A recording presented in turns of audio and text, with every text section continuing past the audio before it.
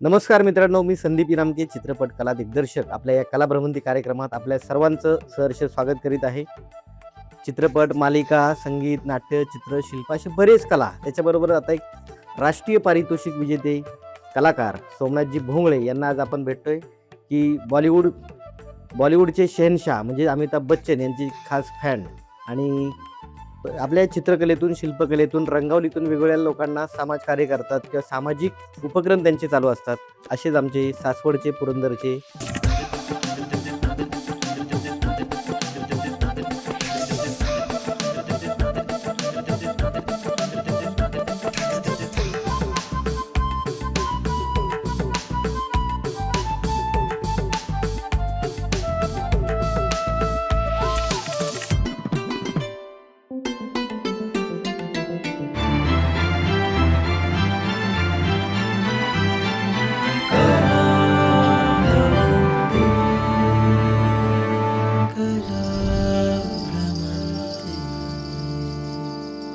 सोमनाथजी भोंगळे.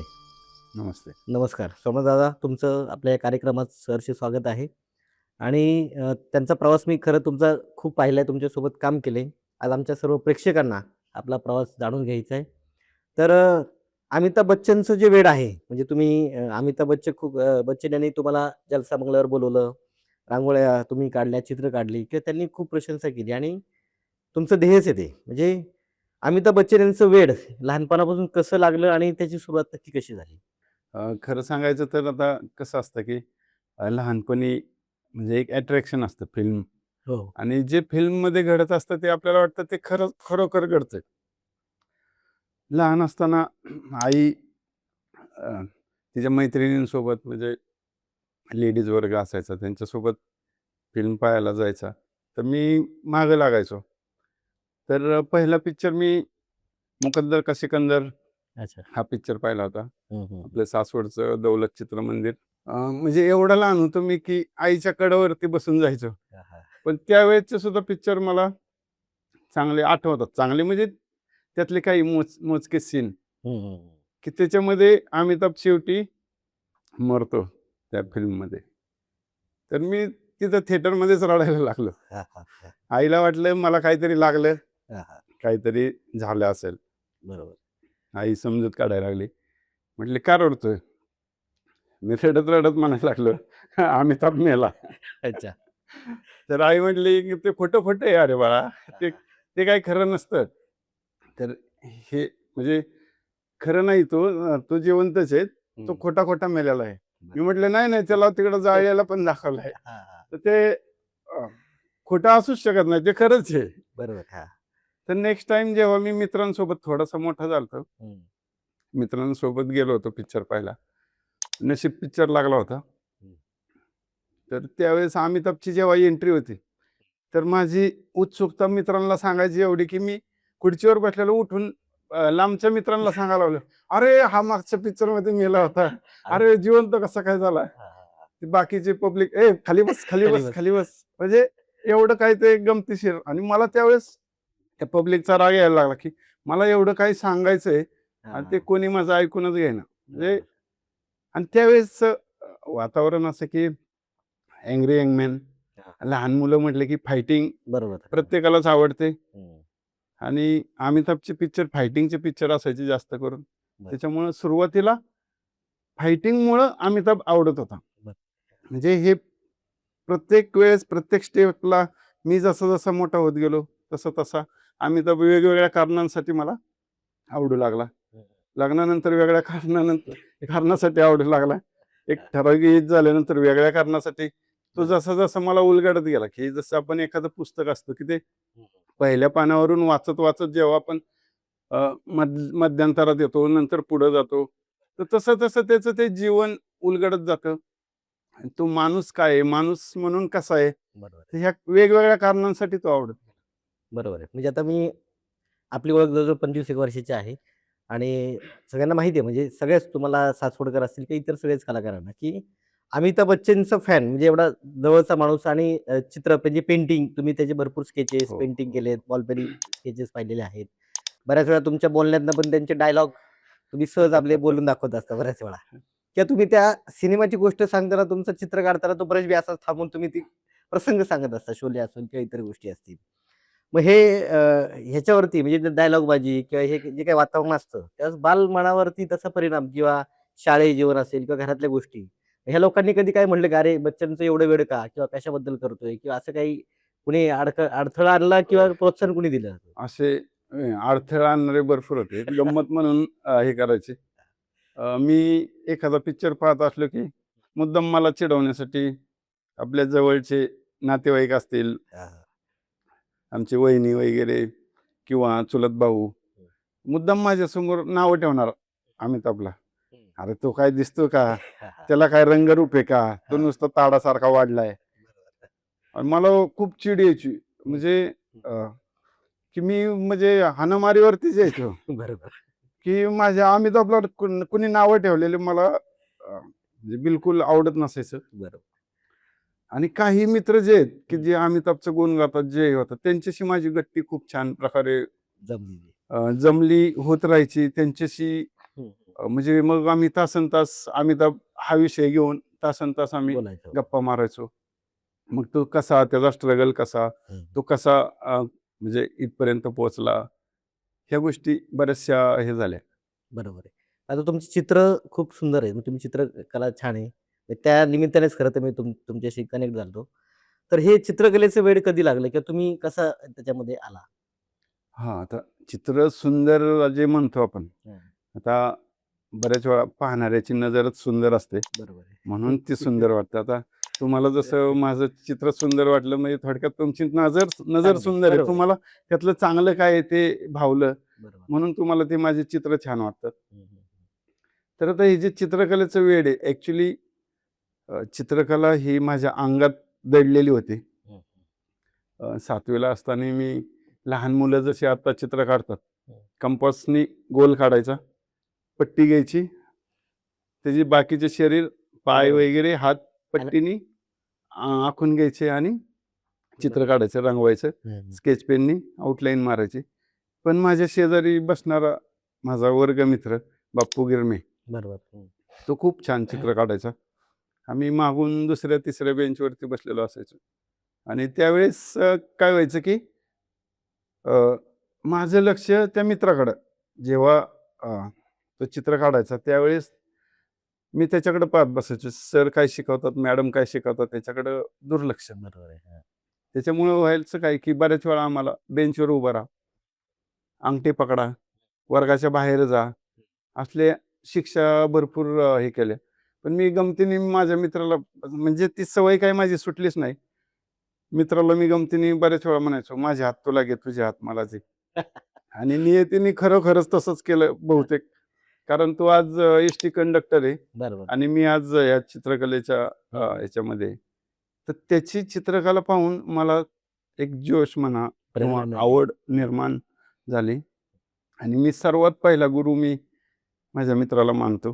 बरोबर आहे. तो आपल्या सासवडमध्येच गिरमियाळीमध्ये हं, हं. राहतो. बाप्पू गिरमे नाव आहे त्याचं. नंतर मग याचं काही शिक्षण घेतलं का? म्हणजे आता इंजिनिअर पेंटिंग तुमचं झालं. मग तो सासवडवरून त्यावेळेस काही कनेक्टिव्हिटी एवढी नव्हती किंवा एस-टी किंवा ह्याच्यातून होतं. हां. पण घरची परिस्थिती नाजूक होती. मग त्यातून कॉलेज जीवन प्रवास कसा म्हणजे कॉलेज कसं पूर्ण केलं याचं? अ, काय होतं की आता मला 3 बहिणी. आई-वडील अशिक्षित. वडील थोडे शिकलेले होते. आईला लिहिता वाचता येत नव्हतं. मग शेतात मजुरी करायचे. मग आता मी मोठा होतो, माझ्या नंतरची बहीण. बरोबर. त्याच्यानंतर 2 बहिणी. पण थोडेसे आम्ही जरा मोठे कळते असल्यामुळं, कळते म्हणजे 2री-तिसरीला असेल. शेतातून म्हणजे शाळेतून आलो की शेतात आईसोबत जायचं. बांधाचं गवत वगैरे कापायचं.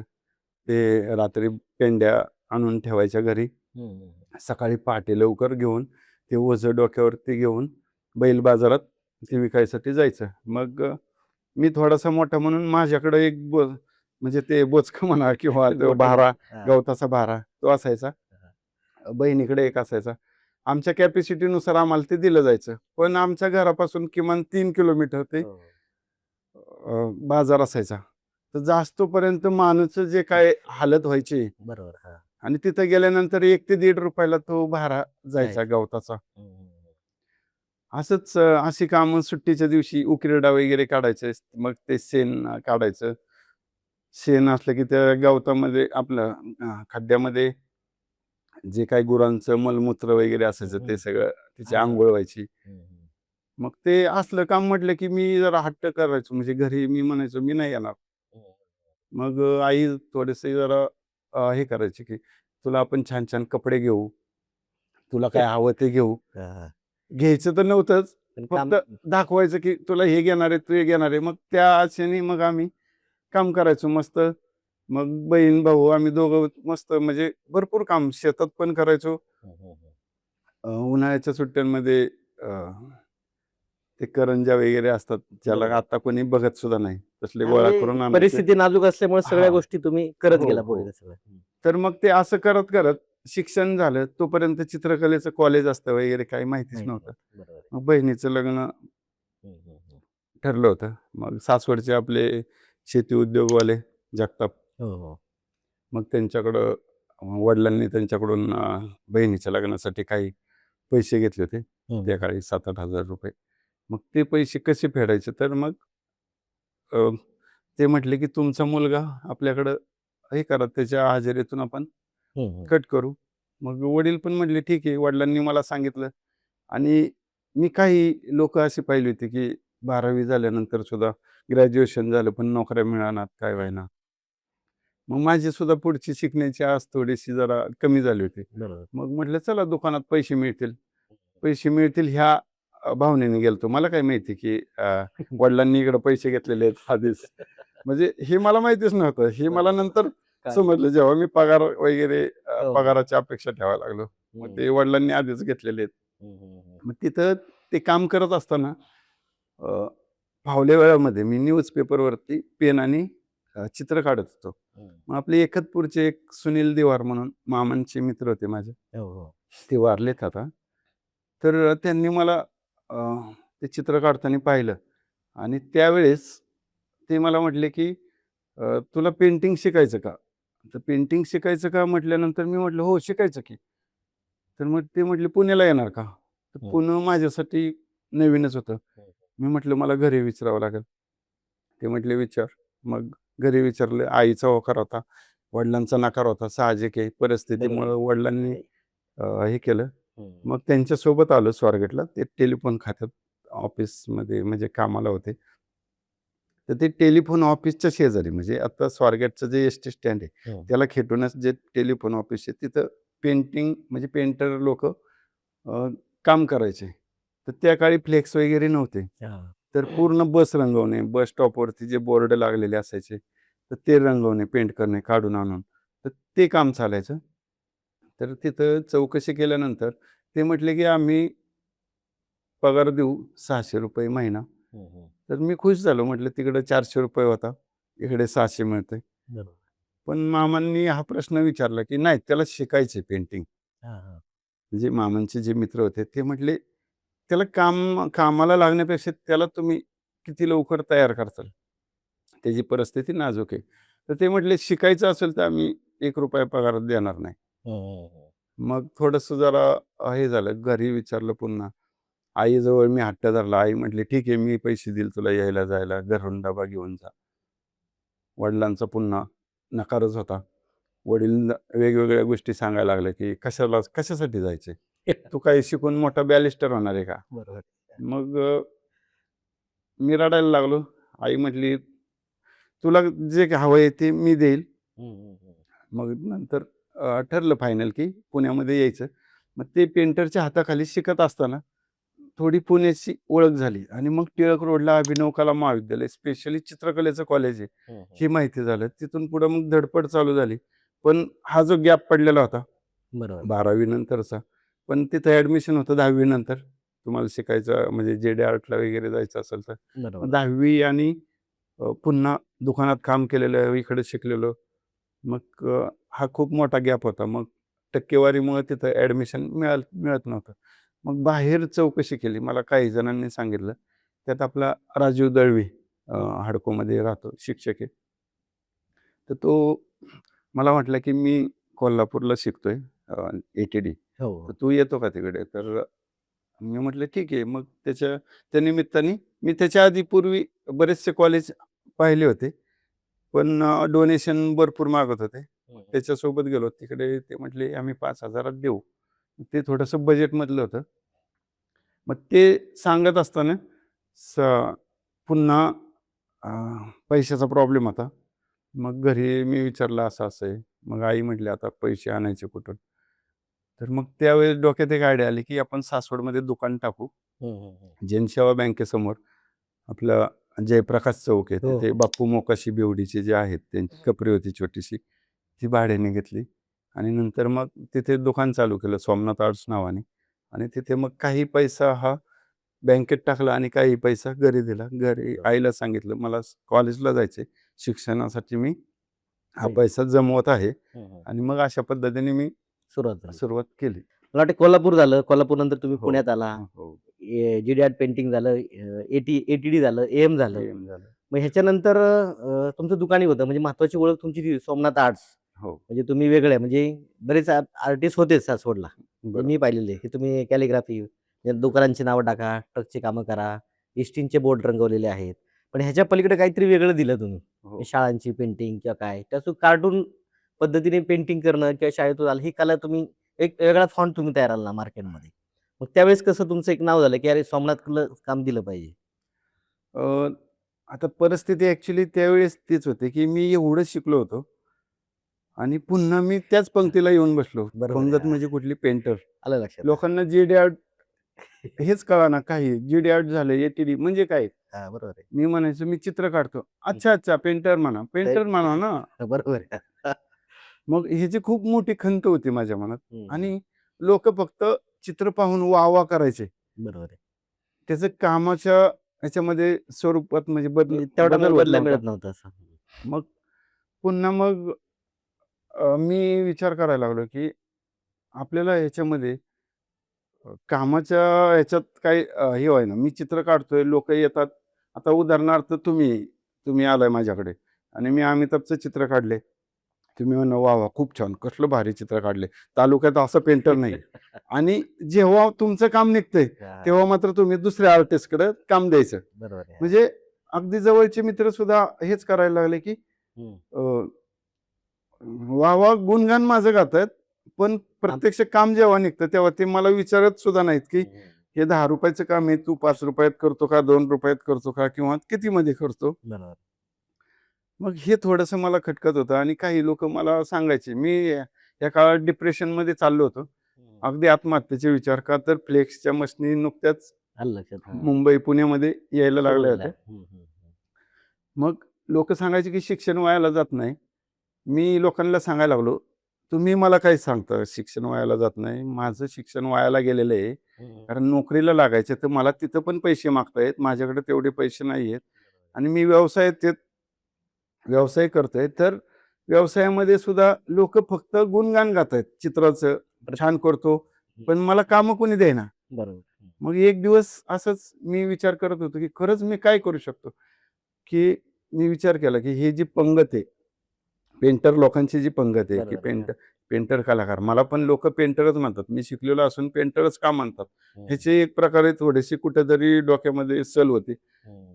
मग खरंच काय करता येईल? तर तेव्हा मग विचार केला, की मी इतरांपेक्षा शिकलेलो आहे. मग त्याचा वापर मी ह्या क्षेत्रात करेल. माझ्या कामात वेगळेपणा माझ्या काहीतरी. कामात वेगळेपणात.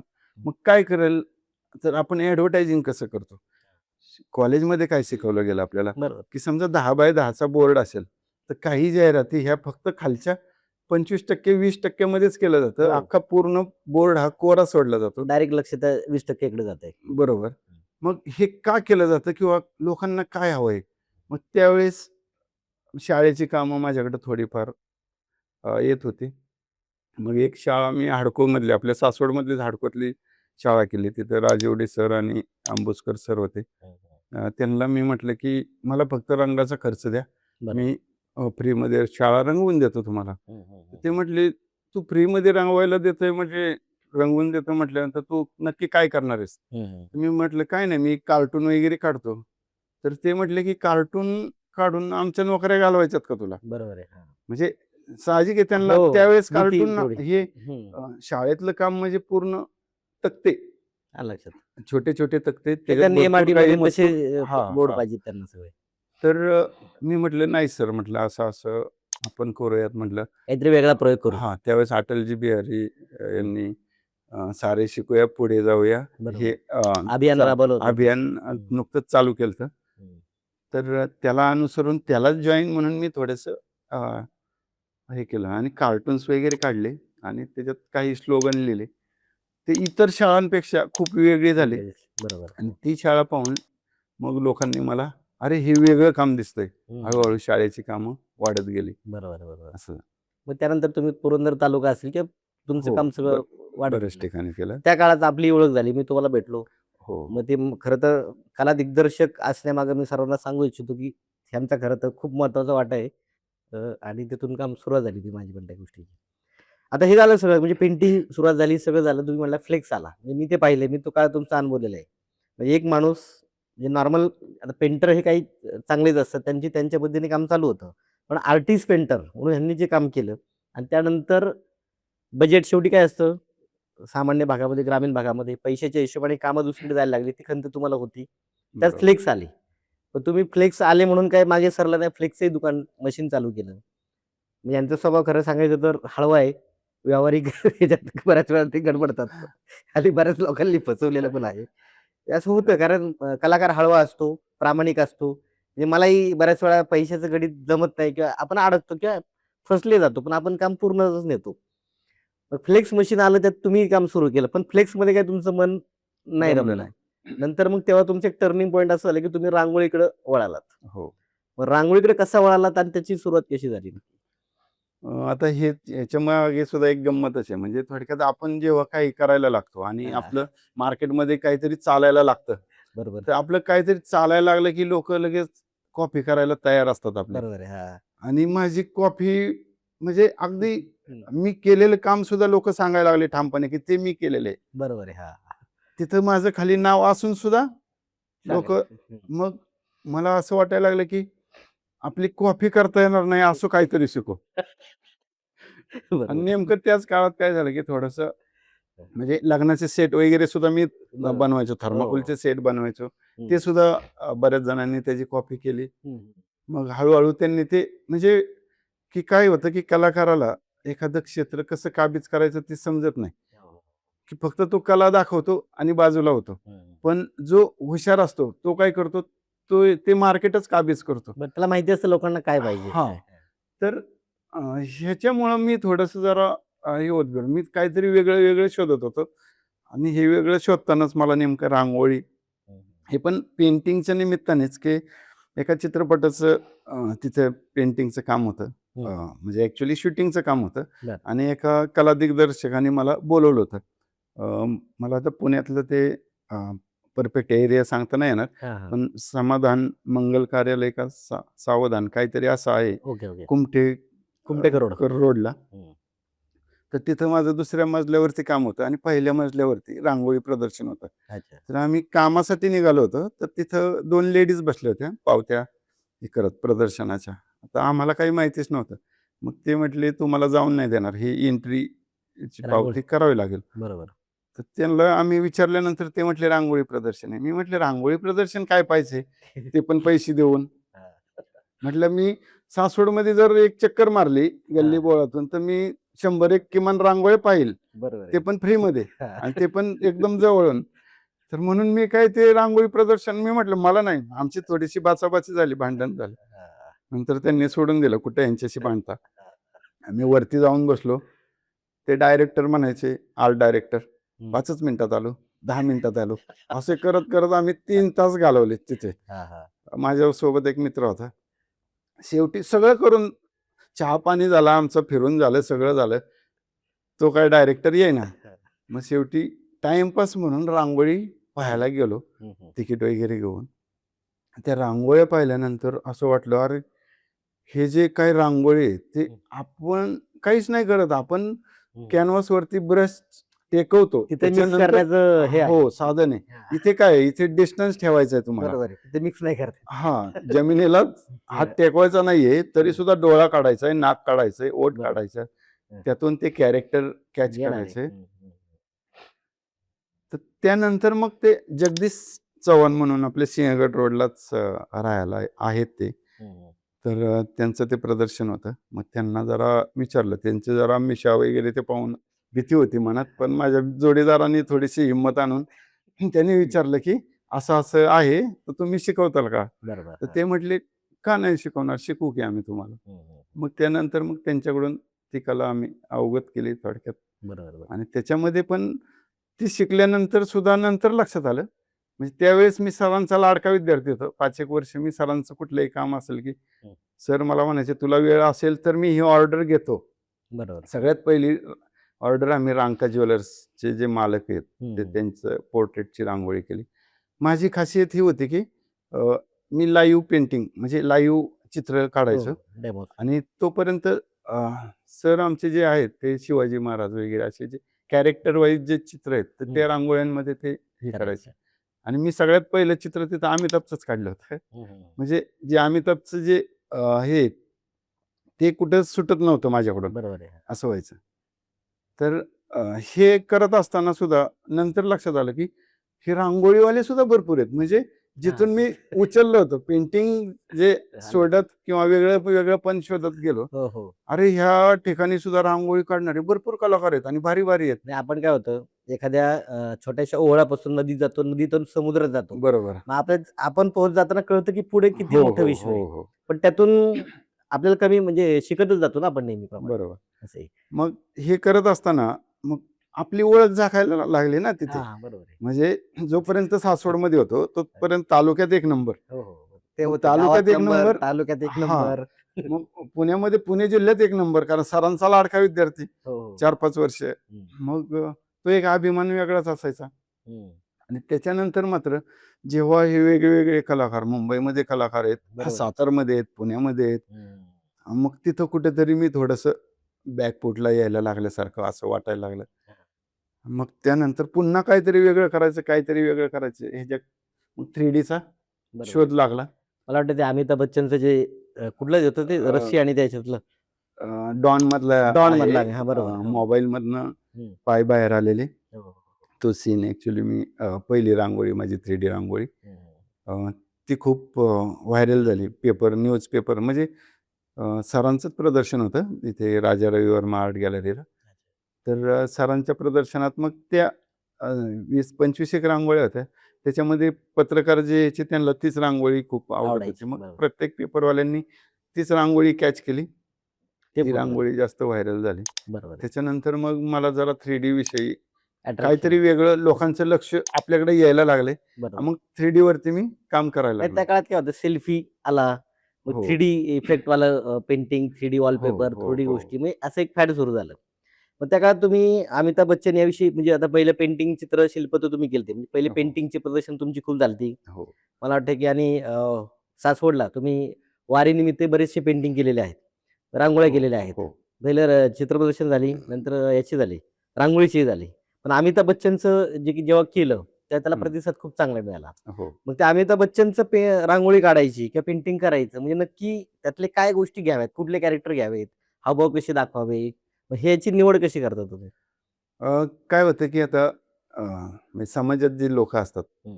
आता जसं मी म्हटलं की अ, अमिताभ हा मला प्रत्येक वयामध्ये वेगवेगळ्या कारणासाठी बरोबर. आवडत गेले. हो. तर तसेच पूर्ण म्हणजे संपूर्ण वर्ग जर आपल्याला रांगोळी प्रदर्शनात खेचायचा असेल, ओढून हां. आणायचा असेल, हं, हं. तर आता जे लहान मुलं आहेत, तर त्यांना फायटिंगचे सीन आवडतात. मग थोडक्यात अँग्री यंग मॅन म्हणजे बरोबर. बच्चन, रागीट बच्चन. हं. म्हणजे तरुण वर्ग आहे, रोमॅन्टिक बरोबर. अमिताभ. हं, हं. काही वयस्कर वर्ग आहे, त्यांना थोडासा आखरी रस्ता सारखा एखादा सीन म्हणजे हो. त्याचे अमिताभ यांनी जे वेगवेगळे भूमिका भूमिका साकारल्या असतात. साकारल्या, हं.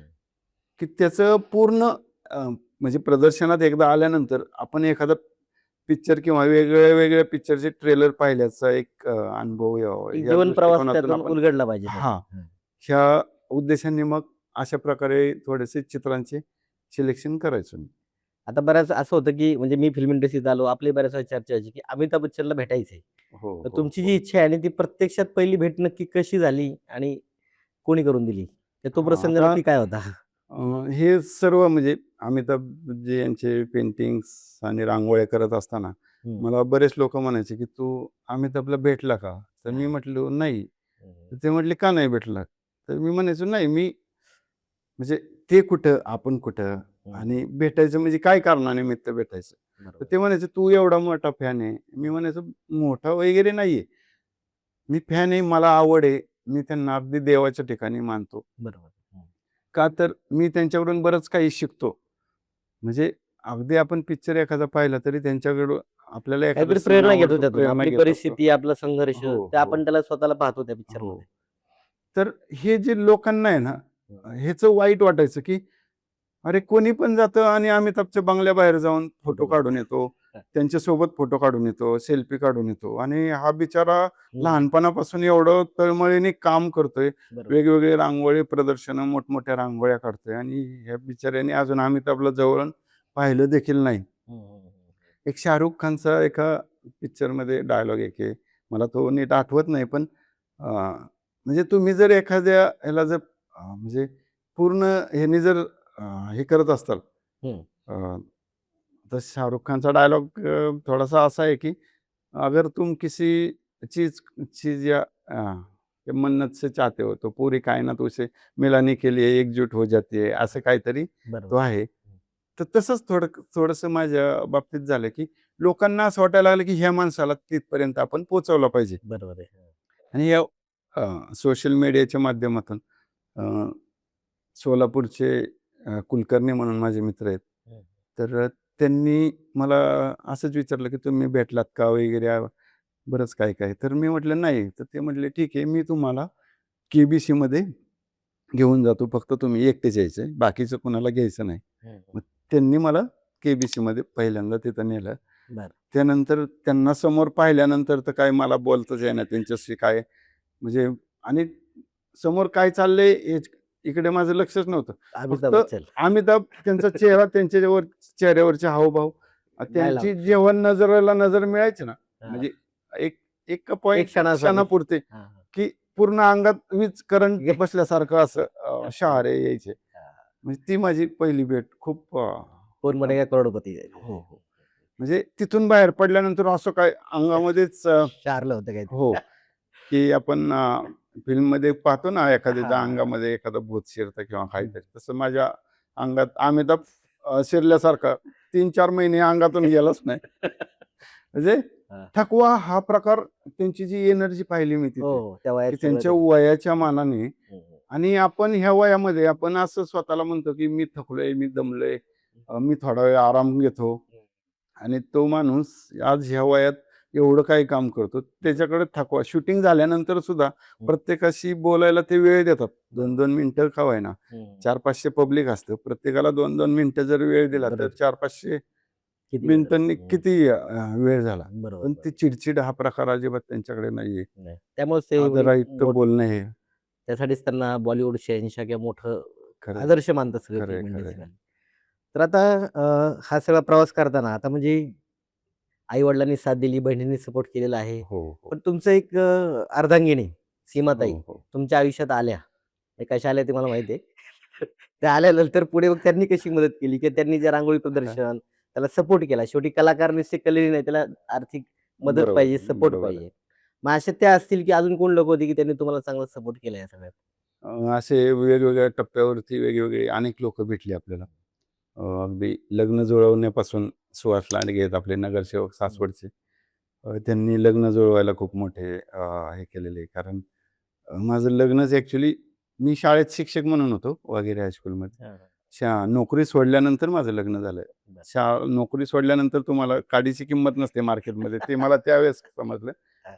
लोकं म्हणायचे, "ह्याच्याकडे काय आहे? हे 2 डबडे घेऊन बसतंय." तर खरी कंडिशन आहे. बरोबर. म्हणजे ते भले सिच्युएशन मी त्या काळातली वेगळी असते. हां. शिक्षक होतो, ₹500 कमवत होतो, पण हां. इन शर्ट असायचा. बरोबर आहे. सर म्हणून लोकं रिस्पेक्ट असायची. रिस्पेक्ट देत होते. हां. आणि तुम्ही नोकरी सोडल्यानंतर बाहेर आल्यानंतर काय लेबल लागलं? पेंटर. पेंटर बरोबर. पेंटर म्हणजे त्याला कोणी काही हं. येता-जाता बोलू शकतं, बरोबर आहे. हां. काही करू शकतं. तर तसे सुहास लांडगे यांच्या म्हणजे मुळं लग्न जमलं. त्याच्यानंतर मेन अर्धांगिनीचा जो सहभाग असतो, बरोबर आहे. हो. की घर सांभाळणं. हं, कारण घरच्या लेडीजने जर घर सांभाळलं नाही तर आपण बाहेर पडू शकत नाही. बरोबर. हे खूप मोठं हे आहे. आणि घर चालवणं हे सोपं काम नाहीये. जेव्हा आपण घरी असतो तेव्हा कळतं. हां, तेव्हा कळतं की म्हणजे आपण तरी ठराविक तास काम केल्यानंतर हं. आपण आराम करू शकतो किंवा मला आराम करायचा आहे, मला कोणी डिस्टर्ब करू नका, हे म्हणू आपण शकतो. सांगू शकतो. पण घरातल्या लेडीजला ते तशी सकाळी झोपेतून उठल्यापासून रात्री झोपेपर्यंत तिचं लहान मुलांचं असो, हं. सासू-सासऱ्यांचं असो, नवऱ्याचं असो, सगळं सर्व सर्व कामं करावी लागतात. बरोबर. तर हे करत असताना माझे गुरु आहेत. अ, जगदीश चव्हाण आहेत. आपले मुंबईचे रांगोळी कलाकार आहेत, महादेव गोपाळे सर आहेत हं, किंवा बाकीचे गणेश खरे वगैरे चांगले टॉपचे आर्टिस्ट आहेत आपल्या इथं. अ, भाग्यश्री साळवे म्हणून आहे. माझे भाचे आहेत. माझ्या बहिणीची सर्व मुलं आहेत. बरोबर. ते सर्व रांगोळी क्षेत्रात योगायोगाने या क्षेत्रात हां, होता. मयूर दुधाळ, प्रिया दुधाळ वगैरे, अभिषेक शिंदे माझी मुलं आहेत. ते सर्वजण ह्याच क्षेत्रात काम करतात. वेगवेगळ्या ठिकाणी प्रदर्शन भरवायचं म्हटलं, की अगदी मोफत सेवा देणारी ही माझी मित्रमंडळी आहे किंवा मित्रवर्ग आहे. जी पुण्यातली जी आत्ता मी नावं घेतली, कुठल्याही ₹1 अपेक्षा न करता आत्तापर्यंत माझी 25 प्रदर्शनं झाली. हं. 25 प्रदर्शनामध्ये ह्या सर्वांचा मला वेगवेगळा सहभाग भेटलेला आहे. आणि एक प्रकाश सिद्धभट्टी सर म्हणून आहेत, बुलढाण्याचे आहेत. तर ते वेळोवेळी मला प्रोत्साहन देत असतात. हं. त्यांचे लेख असतात वगैरे, ते WhatsApp, Facebookच्या माध्यमात हे करतात. फोन करून कधी-कधी मला प्रेरणा देत असतात. हं, हं. आता अशा थोडक्या वेळात काही लोकं विसरून राहतात. हं, तर आपले वामन भोंगळे आहेत माझे चुलत बंधू. त्यांनी सुरुवातीच्या काळात मला दुकान दिलं होतं भाड्याने. त्यांची पण मदत झाली. तर अशी काही लोकं आहेत. बरोबर आहे. आता काय होतं, की अमिताभ बच्चन फॅन आहे. त्याचं काम चालूच आहे. रोजीरोटीसाठी इतरही कामं करावी लागतात. स्वतःचं ते हे काहीतरी पॅशन पूर्ण करण्यासाठी, स्वप्न पूर्ण करण्यासाठी वेगळी प्रदर्शनं पण केली. हो, पण बऱ्याच वेळा सासवडला आता माऊलींची पालखी जाते. हो. त्या पालखीच्या निमित्ताने तुम्ही दरवर्षी रांगोळी प्रदर्शन ठेवता. एक कन्या शाळा असेल, पुरंदर हायस्कूल असेल. तर बरोबर. त्या निमित्ताने सासवडकर असेल किंवा वारकऱ्यांना ते प्रदर्शनं पहिले चित्रांची असायची, आता रांगोळीचे असतात. मग ही संकल्पना तुम्हाला कशी सुचली आणि त्यातून वारकऱ्यांचे असे काही हावभाव पाहायला मिळतात किंवा असा अनुभव चांगला, की "अरे यार, ते मी प्रदर्शनाचं माझं हां. एक सार्थक झालं." तर आता हा सुद्धा विषय वेगळेपणातूनच येतो, हं, हं. की आपण प्रदर्शनं म्हणजे मी त्यापूर्वी प्रदर्शनं जी पाहिली होती, ती चित्रांची पाहिली किंवा आमच्या सरांची रांगोळी प्रदर्शनं वेगवेगळ्या थोर नेत्यांवरती वगैरे, आणि त्यांचे सुद्धा 35 एक प्रदर्शनं झालेली आहेत. बरोबर, 32-35 काहीतरी आहेत. तर मग मला असं वाटायला लागलं, की जी आपली आषाढी वारी जी जाते, आपल्या गावावरून जाते, बरोबर. तर त्याच्यावरती कोणीच तो विषय घेतलेला नाहीये. आणि माझ्याकडं हा वेळ नाहीये, की वारीमध्ये जाऊन मी वेळ म्हणण्यापेक्षा जी काही सोय असते हं. वारीमध्ये जातानाची हो, हो. वॉशरूम वगैरे, तर हे मला थोडंसं जरा हे होत होतं. तर म्हटलं आपण तिकडं न जाता आपण इथंच म्हणजे आपल्या गावात म्हणा किंवा पुण्यामध्ये राहून काय सेवा देता येईल? बरोबर. ह्या संकल्पनेतून मग ती की वारी दर्शनच आपण जी लोकं जात नाहीत वारीला, त्यांनी किमान आपलं एक रांगोळी प्रदर्शन पाहिलं, तर आपण सुद्धा आळंदीवरून निघालो आणि पंढरपूरला जाऊन आलो तेवढ्या जे काही अर्ध्या तासामध्ये, बरोबर. 15-20 मिनिटामध्ये तो आनंद देण्याच्या प्रयत्नातून मी मग आळंदीतून निघालेली पालखी हं. आणि त्यातून वेगवेगळे प्रसंग, जे खेळ म्हणजे असतील पुणे वगैरे, असतील, घाटातला टप्पा हां, असेल. हां. असे वेगवेगळे महत्त्वाचे जे बरोबर पॉइंट आहे. आहेत ते हे मांडत सगळे गेलो. तुमच्या आता चित्रातून नेहमी दिसतं. लहान मुलं, हो, हो, एखादी आजी-आजोबा, त्या तुळशी घेतलेल्या महिला, हो, त्या मृदुंग, टाळ वाजवताना बेधुंद झालेले सगळे वारकरी हो. किंवा विठ्ठलाच्या वेगवेगळ्या हावमुद्रा किंवा बच्चनला पण तुम्ही बऱ्याच वेळा त्या वारकरी करून त्याच्यात हे बरोबर. केलेलं आहे. मग मग वारकरी येतात, हो, पाहतात, त्यांना हो. चांगलं वाटतं. पण ते तुम्ही ही सेवाच म्हणायची या गोष्टीला. सेवा. ही सेवा तुम्ही बरोबर. अखंड ठेवलेली आहे. मग ही करताना चांगले काही प्रसंग कधी-कधी होतं म्हणजे आता शेवटी सगळ्याच गोष्टी काही समोर सांगता येत नाही. आर्थिक अडचण होते, कोणतरी स्पॉन्सर शोधावे लागतात. मग ह्यातून कसं तुम्हाला पाठबळ मिळतं किंवा तुम्ही याला कसं सामोरं जाता? आता आर्थिक पाठबळ म्हटलं ना, की आता तुम्ही जसं मगाशी म्हटला, की कलाकार हा हळवा असतो. हम्म. आता समजा मी वर्गणी मागायला गेलो की हा. मला प्रदर्शन भरवायचे, समजा आपण बरोबर. एक 4 जणांच्याकडे गेलो, हम्म. मला पहिल्या 2 जणांनी समजा दिले, तिसरा जर चुकून बोलला की तुमची परिस्थिती नाही तर कशाला भरवता ना. बरोबर आहे. हा, मग होतं. तो शब्द आहे ना खूप मनाला लागतो. हम्म. मग ते ऐकायलाच नको म्हणून मी माझ्याकडं जसे पैसे जमतील, बरोबर. माझा खिसा जर गरम तर मी पुण्यामध्ये प्रदर्शनं भरवतो. माझा खिसा जर थंड असेल तर मी सासवडमध्ये बरोबर आहे. प्रदर्शनं भरवतो. आणि हे महत्वाचं मगाशी सांगायचं राहून गेलं की त्यात मोठा सिंहाचा वाटा म्हणजे आपले सय्यद सर, हो हो. अ, पुरंदर पुरंदर हायस्कूल. हायस्कूलचे आता प्राचार्य आहेत. अ, ते मला दरवेळेस म्हणजे त्यांचा हॉल भाड्याने देतात. उद्घाटन तेच करून घेतात. हं. म्हणजे बाकीचं जे काही आर्थिक जे आहे ना, ती हं. बाजू पूर्णपणे तेच सांभाळतात. बरोबर. अगदी ड्रोन कॅमेरा म्हणजे मी अमिताभजींचे रांगोळी स्वरूपात जे पुस्तकांमधून हो एक हो. 7,000 स्क्वेअर फुटांचं 10,000 रांगोळी पुस्तकं वापरून पुस्तक तिथे आणि आपण दप्तर असं काही हो, केलं होतं. दप्तराचा आणि हं. पुस्तकाचा वापर करून अमिताभजींच्या वाढदिवसानिमित्त मोठं. तिथेच हायस्कूलच्या ग्राउंडवरती हे केलं होतं. हं. तर हे जे आहे ते त्याच्यात त्यांचा खूप मोठा सिंहाचा वाटा आहे, बरोबर आहे. की आपल्या सासवडमध्ये प्रदर्शनं भरवण्यामागे. काय ही एक जागा अवेलेबल करून देणं, हो, त्याला लागणारी हो, मदत हो. असेल. पण आहे, पण वारकऱ्यांना एक समाधान मिळतं. चित्रकार, नवीन नवोदित कलाकार आहेत, चित्रकार असतील, शिल्पकार असतील किंवा इतर लोकांचे. हं. मग ह्या काळात मित्रवर्ग, आता बरेच तुमचे मित्रवर्ग आहेत. मग बरेचसे त्या वेगवेगळ्या टप्प्यातून गेलेले आहेत. काही मोठ्या ठिकाणी आहेत, काही काम चालू आहे. मग त्यांचं मदत कशी होते? किंवा त्यांचे त्यातून काही प्रेरणा मिळते का? किंवा नवोदित जे काही कोणी माझ्यासारखे शिकतायत किंवा काम करतायत, मग त्यांना काही प्रेरणा मिळेल असं काही तुम्ही शिबिरं, स्पर्धा किंवा हो. क्लासेस वगैरे घेता का? तसे उन्हाळ्याच्या सुट्ट्यांमध्ये, दिवाळीच्या सुट्ट्यांमध्ये अ, रांगोळीचं वर्कशॉप वगैरे ठेवत असतो मी. काही कॅलिग्राफीचं हं. वर्कशॉप, पुन्हा गालिचा रांगोळी वगैरे. तर त्याचं वर्कशॉप ठेवत असतो. मग त्याची संधी मग मुलांना मी बरोबर. माझ्या प्रदर्शनामध्ये देत देता. असतो, हो, हो. की त्यांना जेवढं येतंय, त्यांना मी बिनधास्त सांगत असतो, की तुम्हाला हे अवघड जातंय ना, तुम्ही करा. शेवटचा फायनल आहात, मी करतो. हं, मग हं. त्यांना कॉन्फिडन्स येतो आणि मग बरोबर. ते स्टेज मिळवून देणं हो, कुठेतरी हो. गरजेचं एक आहे. आपली जबाबदारी हो, आहे असं हो. म्हणतो. हं. त्यातूनच नवीन कलाकार घडणार आहेत. बरोबर.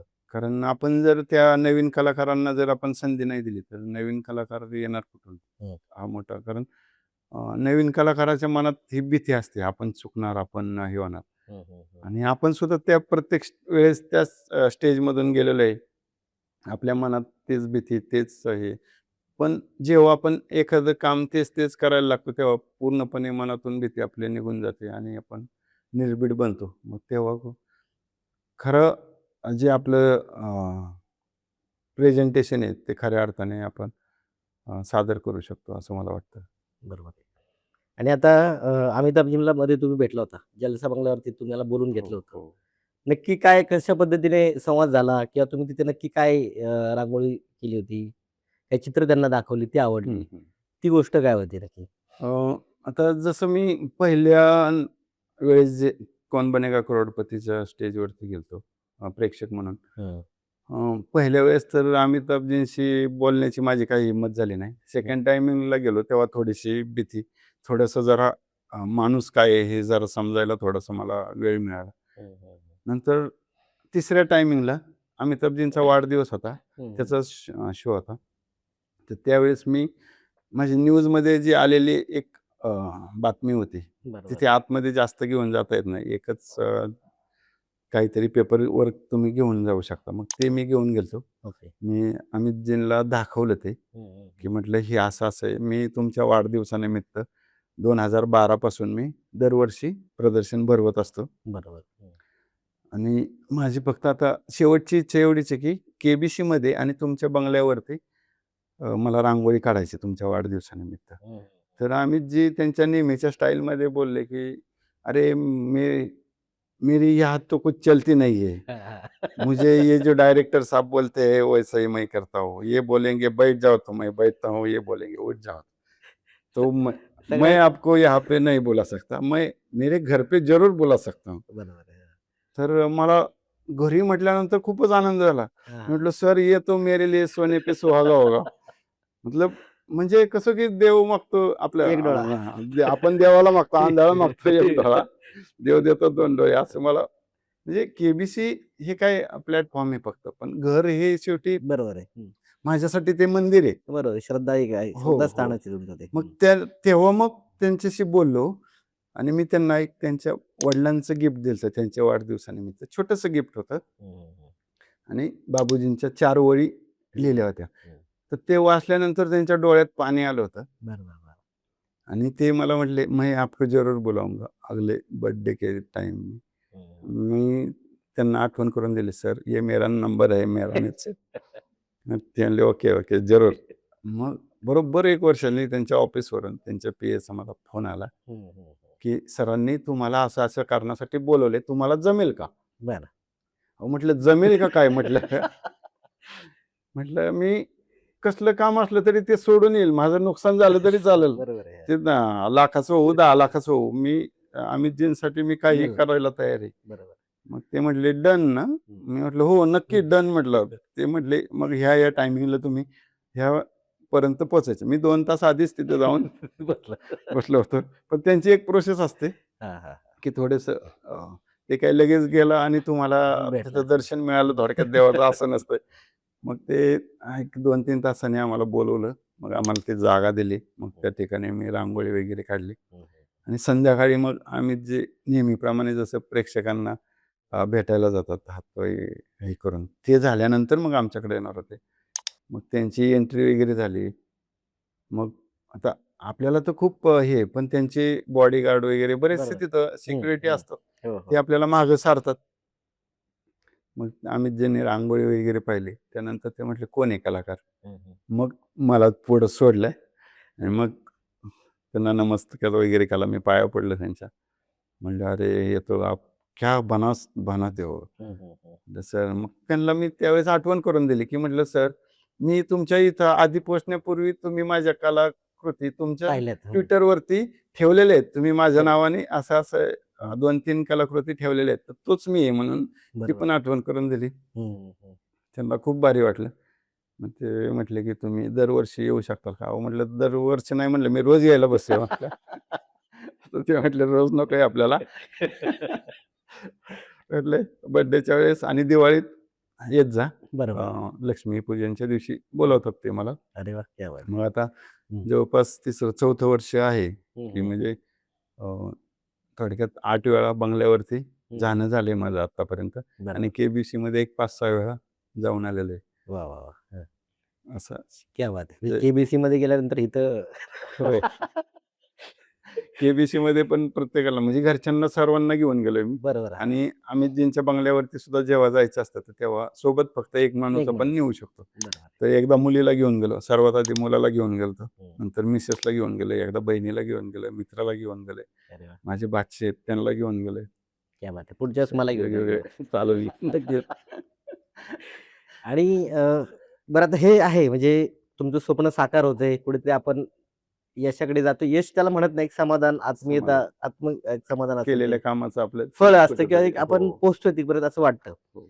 पण हे करताना मार्केटमध्ये म्हणजे या समाजात काम करताना चित्र मग त्यातून परत अडचणी असतातच. आर्थिक एखादं काम टेंडर मिळतं, मोठं काम होतं, गवजावा होतो, पण काही पैसे मिळतच नाही. पैसे बुडतात हे किंवा तो दुःख कोणतरी मोठा माणूस असतो, त्याच्यापुढे तुम्ही काहीच बोलू शकत नाही. मग अशा वेळेस मानसिकता काय म्हणजे काय तुम्ही त्याला उत्तर देता त्या? हे दुःख सर्वच कलाकारांचं आहे हां, आणि सर्वच राजकीय पक्ष हां. असतील किंवा हे असतील, की हं. ते आपलं म्हणजे काम होईपर्यंत खूप वाह! वाह! गोड-गोड, छान-छान या. बोललं जातं. सोमनाथजी या. छान, हां. छान सगळं. आणि त्यातून माझा स्वभाव थोडासा आणखीनच जरा थोडासा हे असल्यामुळं लोकांना माहिती झालंय, की हा काही हे करणार नाही बरोबर आहे. आणि मी पैशापेक्षा कामाला प्राधान्य देतो. आधी बरोबर. काम करायचं, पैसे मिळतील नंतर. हं, हं. हा विचार आपला. पण नंतर पैसे मिळत नाहीत. एकदा काम झालं, की तुम्हाला हे केलं जातं. बरोबर आहे. वेगवेगळे अनुभव घेतले.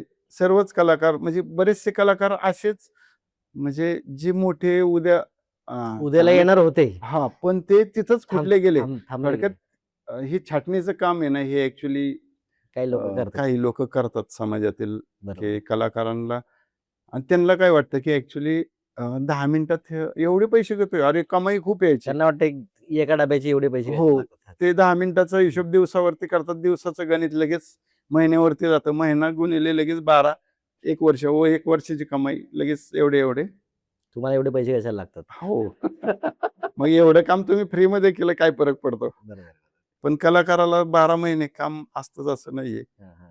एक 7 ते 8 महिनेच काम असतं. त्यातून बरोबर. सुद्धा काही लोकं अशी भेटतात.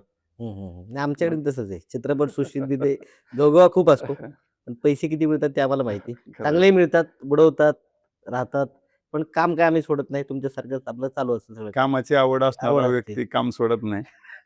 आणि ज्याला पैशाची प्रेम आहे, मग तो तो बरोबर. व्यवसाय सोडून मग दुसऱ्या व्यवसायात दुसऱ्या जातो. व्यवसायात. चांगला पण आर्टिस्ट. असे होतं ना बऱ्याच वेळा म्हणजे आपल्या वर्गातले, बॅचचे किंवा ती मुलं म्हणजे नेहमीच ते त्या ह्याच्यात आलेत पहिल्या पहिल्या वर्षी. ते शेवटपर्यंत ते राहत नाही. ट्रॅक हो, बदलले जातात. हो, हो, हो. पण हे असं कधी झालं का, की आता ट्रॅक बदललाच पाहिजे, इथे काही खरं नाहीये. किंवा काही लोकांनी सांगितलं किंवा नाही पण मी हेच काम करेल.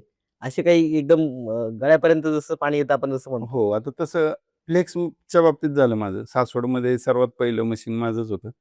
2 वर्षापर्यंत दुसरं कोणाचं मशीन नव्हतं. तोपर्यंत सर्व राजकीय पक्षांचे वेगळे आणि मी सुद्धा म्हणायचो, "हा माणूस असा आहे, हा माणूस तसा आहे, हं, हा माणूस खूप छान आहे." हं, हं. पण काय नाही सगळे हेच असतात.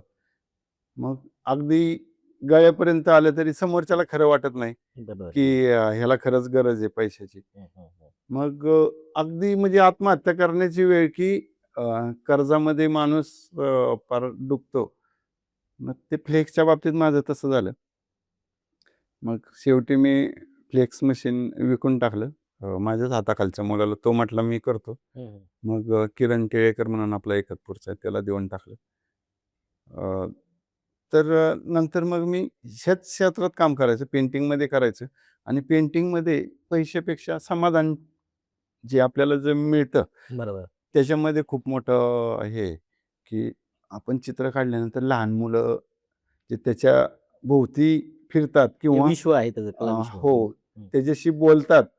लहान मुलं ही कार्टूनशी बोलतात. मी अनेक वेळा पाहिले. बरोबर. त्यांचं ऑब्झर्वेशन खतरनाक असतं हो, लहान हो. मुलांचं. हं, हं. म्हणजे की ह्या कार्टूनचा हाच रंग असतो, त्याचे हेच कपडे असतात, त्याचे हेच असतात. म्हणजे मग फक्त मी काय केलं, की एरिया बदलला. हं, हं.